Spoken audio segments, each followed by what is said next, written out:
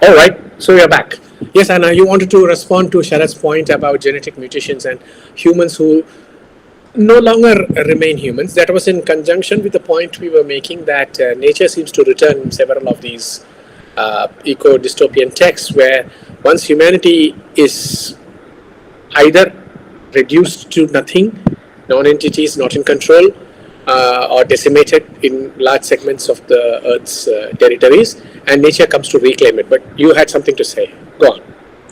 Yeah, I'm thinking of an example actually from a text which it qualifies somewhat as an eco-dystopia, but not entirely, which is Clay's again, Octavia Butler, which also features genetic mutations.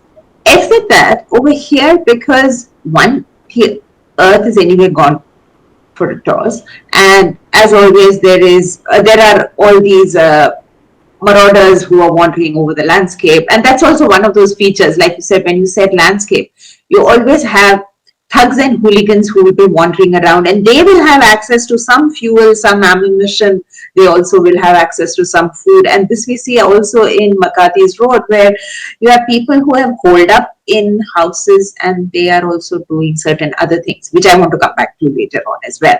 But when you look at, say, Clay's and you see these genetic mutations, it's also because of a virus which is there, and the human changes. Now, one of the ways in which I used to think about it was also that because the version of the human that lived till now made such a mess of things, then this genetically mutated human that has come to be, which has elements from, in the case of Clay's a virus which has come in from outside the earth and which has made its presence felt in these people, it creates children who have extraordinary skills, so in some ways super children, but they also have features of the animal integrated into them. So I don't know whether you both of you remember this, but so you'll have children who have the speed of wildcats, and then you have children who have exaggerated properties of hearing or sight, and so on and so forth. Now, in many ways, it responds to the idea of the human as we know it today: fallible, limited, and it augments that human but also makes it more animal-like. And if we were to go with the idea not just of vulnerabilities but also of the post-human, then it fits in neatly over there, because in a world that is post-human, how do you see a human who has melded into himself or herself elements from the animal world as well? And that is a dystopic, eco-dystopic feature as well, because dystopic because if you think of the human as having lost precedence and having lost his primacy of place, then here you have animals coming together with the human. And it's fascinating in Clay's because those are the children who are then able to save their populations when there are attacks from outside as well. So it fits into that eco-dystopic paradigm, if you will.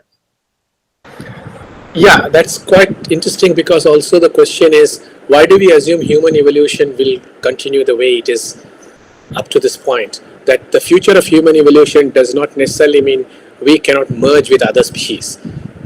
It's this species cosmopolitanism that I've argued about as a feature of the post-human school of thought. But it also means that we are addressing a question that theorists have looked at as we no longer can think of humans as autonomous creatures, but we lead entangled lives. And novelists like Octavia Butler emphasize the fact that in Clay's arc, for instance, that there are certain quote-unquote purely human characteristics, then there are purely animal characteristics, but the future means that it will no longer be possible to disentangle them, because the future of human evolution means the future of evolution with others, borrowing some of their characteristics and losing some of ours.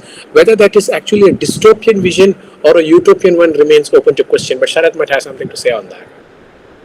Yeah, I mean, in relation to what Anna was saying, there's also Octavia Butler's Parable of the Sower, where the protagonist herself has hyper-empathy. So if you think about augmentation of the human, then empathy, or the ability to feel the pain of others on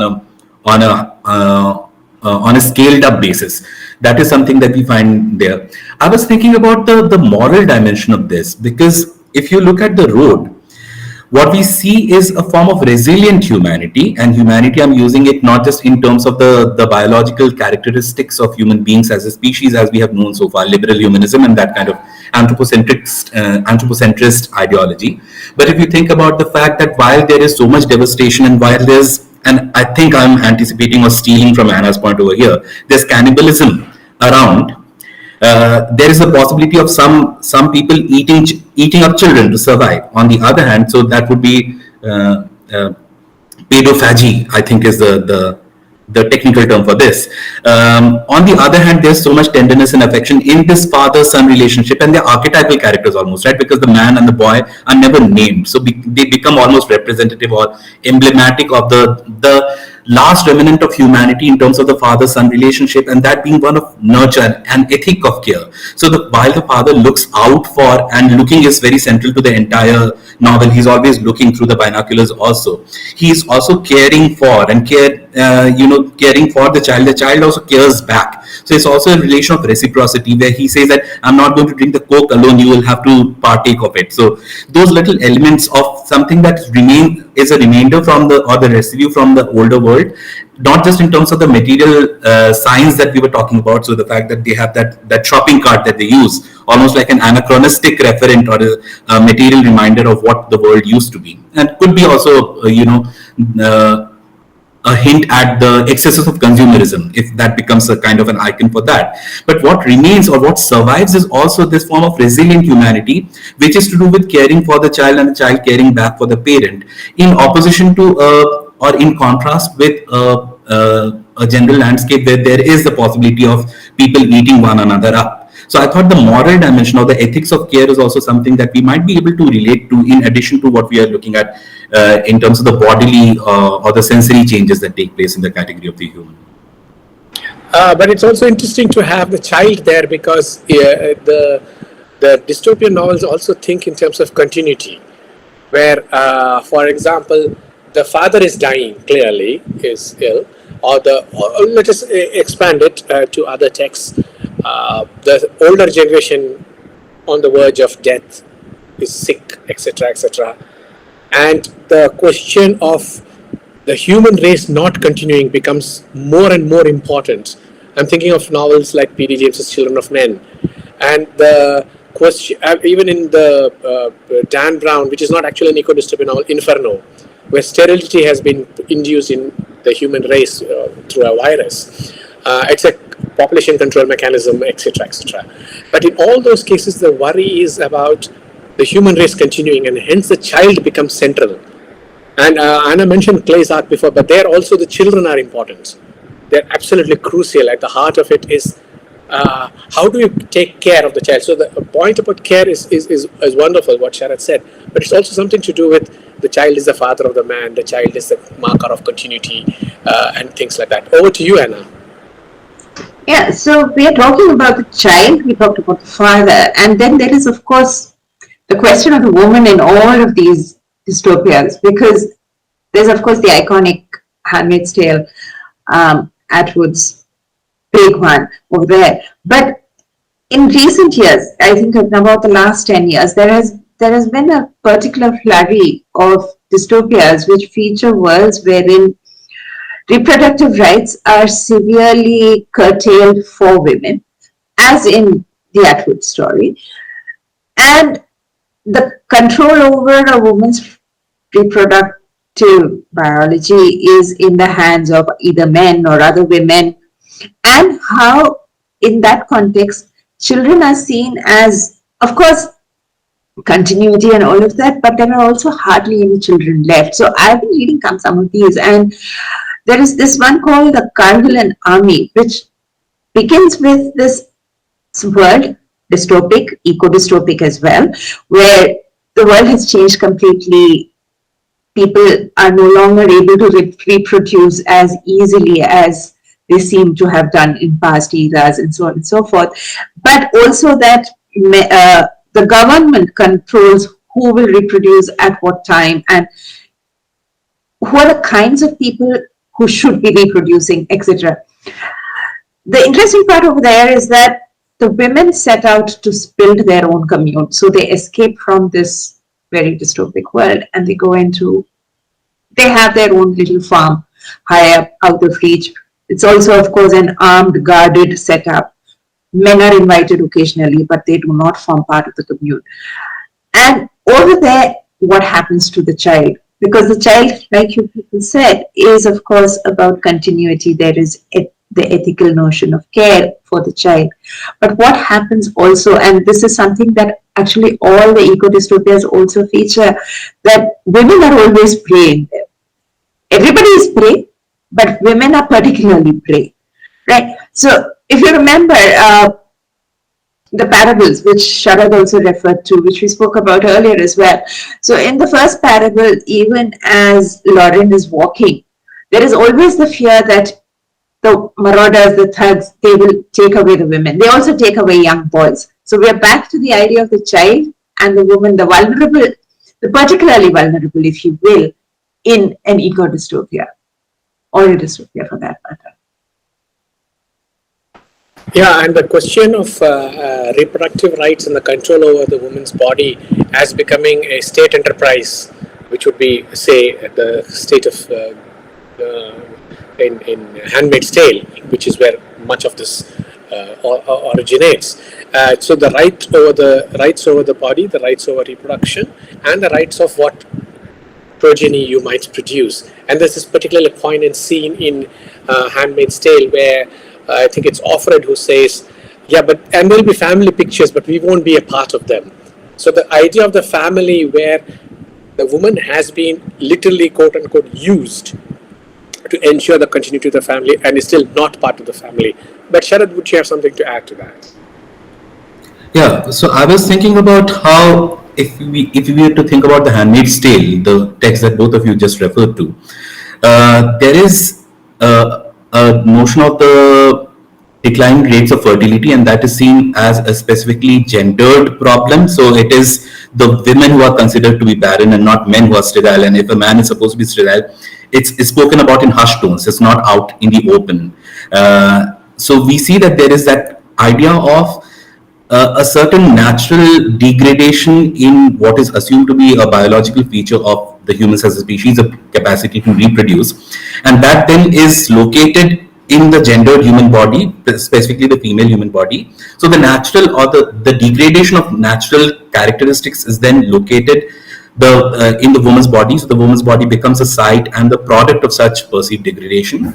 There's an object also. It becomes an object of fascist control, in the sense that then the woman's body is valued only in terms of the biological labor that it performs, and it undergoes what is supposedly a process of denaturalization. So her body then becomes only valuable, and it becomes a transactional object in terms of a subjugation as within the patriarchal setup.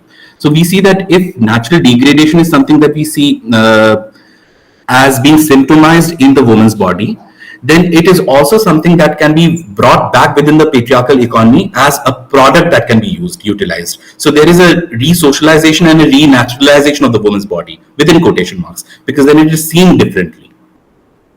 And the renaturalization is actually a state enterprise, in the sense of the investment in the woman's body, and reproduction is a state policy, actually, how it has to be done.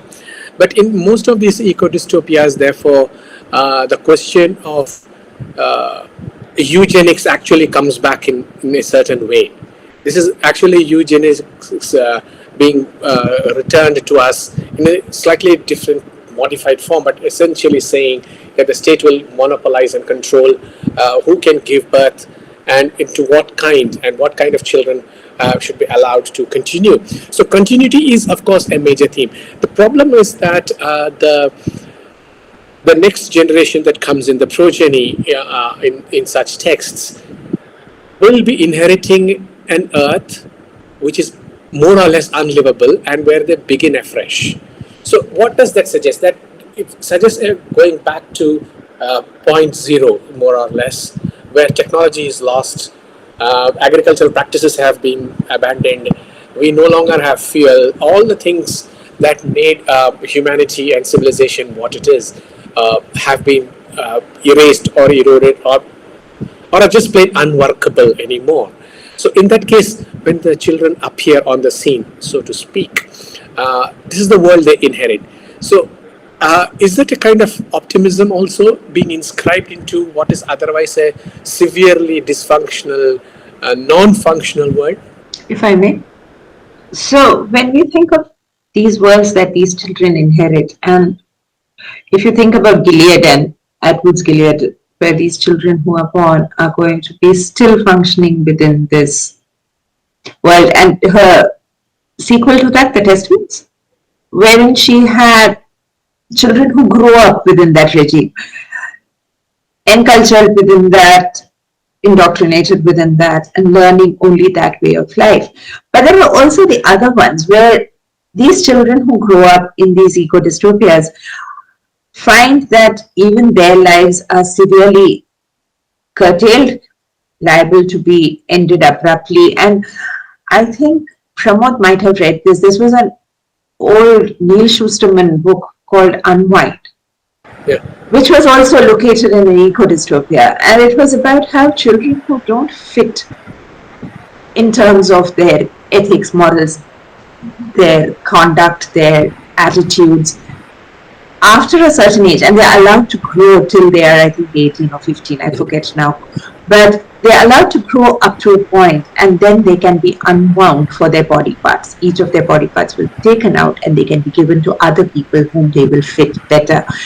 It's a fascinating idea, because what we are also speaking about is, in continuation of Sharad's earlier point about care, we are talking about caring for these children in these dystopic worlds, which are short of everything, right? So they don't have enough food, they don't have enough of anything except for the governing community, which of course lives in comparative plenty, but the others struggle. And in their struggles, you have these children who then, if they don't fit in, can be unwound so that their body parts can be used for those of others. And when we think of care, and when we think of how the traditional, customary, stereotypical aspect of caring for children and the ethics of care for children, many of these ecodystopic and dystopic texts overturn that aspect of care completely, where the child has to struggle. I'm sure all of you remember the Hunger Games and the kind of flutter it caused in the Dove Court, because it showed children fighting gladiator-like. And those were again children who have to fight if their families have to survive. So the ecodystopia does not only render vulnerable the adult, it of course always renders vulnerable those who are the most precarious of them all, the children and women.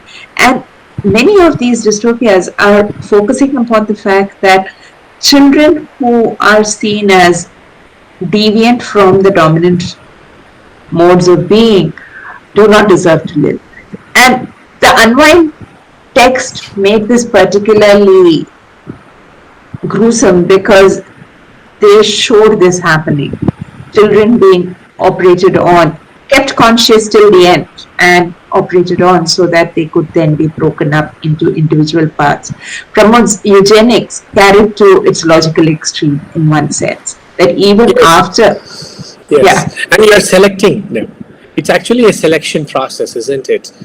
Who will survive, and of course, most importantly, for what purpose will they be allowed to survive?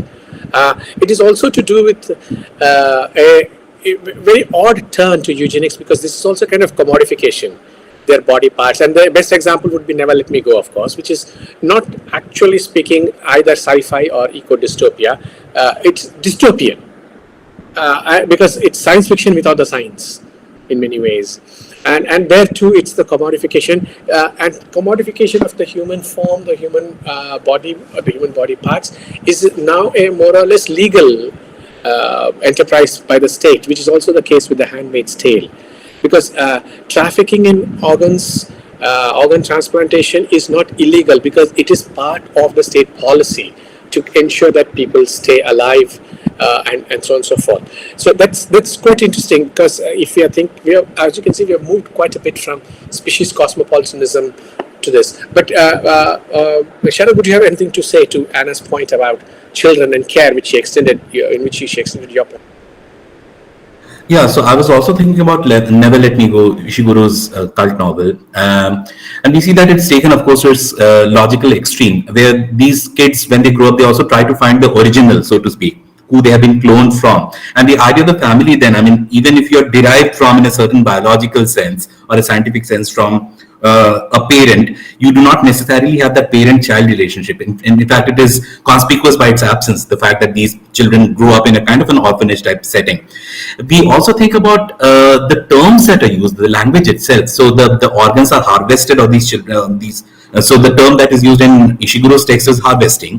If you think about Cormac McCarthy's wrote, one particular term that stood out for me is that the world is intestate. Now, that term has so many connotations, right? So if you have not made a will, as a parent, then you have been not responsible enough.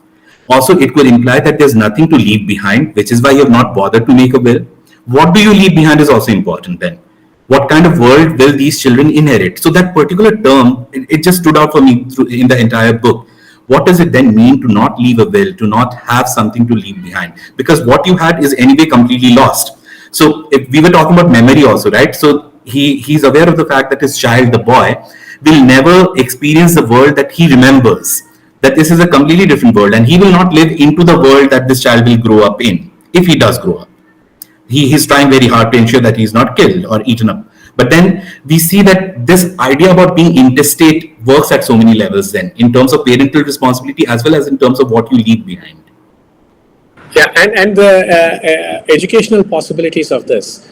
In McCarthy's The Road, which is the text we all three of us come back to all the time, he says something about the words no longer being available, because the things that they represented, the birds, the colors, the objects which the words described are no longer around. So there's no referential purpose to language. So the language will die because what it signifies makes practically no sense, which also means that the question of care and continuity hinges on a re-education program, which sounds suspiciously close to what the totalitarian states did in the early 20th century, and the kind of regimes which believed that children should be brought up into a certain ideological formation. And if you look at texts like Butler's the Mad Adam trilogy, the Butler one would be talking about Earthseed and a new religion. There again, the question of ecodystopia hinges on what have we learned from our pasts and how would we re-educate the next generation in, say, the ways of the world. Anna, anything to add to this? Yeah, I was thinking actually that seems to be a good progression if we move from ecodystopia to a kind of utopic enterprise, which would be what you see in Becky Chambers' A Psalm for the Well-Built. So it's this duology which has, I mean, I am not very sure what the second book is called, but the first one, which is A Psalm for the Well-Built, and it's actually just a novella. In that you have a world wherein they have learned from all the mistakes of the past. And the world that they have created is one where still no fuel, so they don't use fossil fuels. They don't have rampant consumerism. There is the gender question which dominates so much of the dystopic worlds that we read about in literature, that has been taken apart because you have all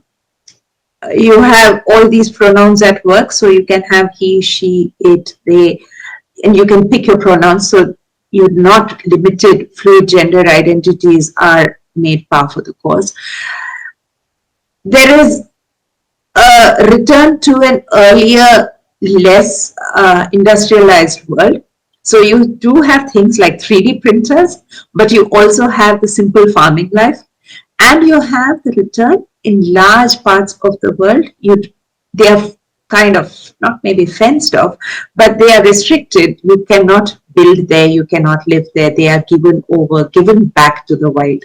So when we think about the eco-dystopia and the impossibility, much of these eco-dystopias, or many of these eco-dystopias, seem to believe that it is impossible for us to learn.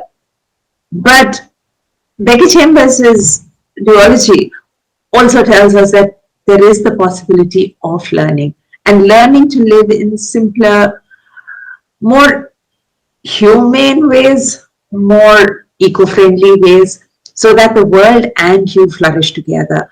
It's very difficult to think about when you read the kinds of books like The Road, or the earlier Neville Shute, or Last Man, any of these ones, because when you look at them, you're like, mankind is doomed, which is, of course, our favorite point. But you read the Chambers book and you actually think maybe we will learn that there is the possibility of learning to live in a world which is more equitable, which does not try to unwind children or to die intestate. The point that Sharad made, that you can make a will that will leave a better world for those whom you leave behind. It's lovely. I mean, still in the realm of fiction, not fact, I guess. Yeah, before I hand it to Sharad for the final remarks, yes, it's interesting to see how our discussion has progressed from ecodystopias to ecotopias, which is the term used to describe the Chambers' work. And an earlier novel of that same title, the term originates in the title of the novel, 70s, 80s work called Ecotopia. The myth, shall we say, of a better world that we leave it to. But final remarks to Sharad, and we will close. Sharad? No, I mean, while there's this idea of being able to rebuild a world that is in some senses more humane, although you alter the anthropocentrism of that human if you're thinking about a more ecologically balanced way of living, there's another part to this, and that is either you think that the world is completely doomed and there's nothing we can do about it, and because we are only one of so many billions who are doing it, so anything we do will not make a change to something that is so massive. So that's the idea of the sublime, the hyper object, which climate change itself is. Or you have another route, again, in mainstream popular Hollywood kind of cinema, and that is the route of escape. You escape into another world. You abandon this one. So then you have something like even a more sophisticated film than The Day After Tomorrow would be Interstellar, where you, again, because the earth itself is so ecologically devastated that crops are failing, you have the last crop of okra being referred to, that you leave for another world literally, and you find some form of a wormhole to go through. So there's that route also that popular culture takes of actually just abandoning the mess that we have created and going to another place. The obverse to this would be something like Don't Look Up, although it is not an eco-dystopia, where they do manage to escape Earth and travel for I don't know how many across how many light years and land in a habitable planet, except to find that there are these monstrous creatures that then gobble them up. So they literally eat up the survivors. So there's that kind of an odd sort of an ending to that also. I don't know if this hangs very well with the kind of profound discussions we have been having so far, but I just wanted to say that there's that escape route also that a lot of these filmmakers that is actually quite interesting, because terraforming, as it is called, is a big theme in a lot of ecological dystopian novels. I think it's also there as part of the Octavia Butler series, where they are headed for another planet. And you can think of, say, Solaris, which inaugurates, is also a Stanley Kubrick film. And much of what's happening now, including Dune, the notion, the idea, the myth, the fantasy of another planet which we can occupy. But of course, the possibility remains that we'll muck up that planet as much as we have done here.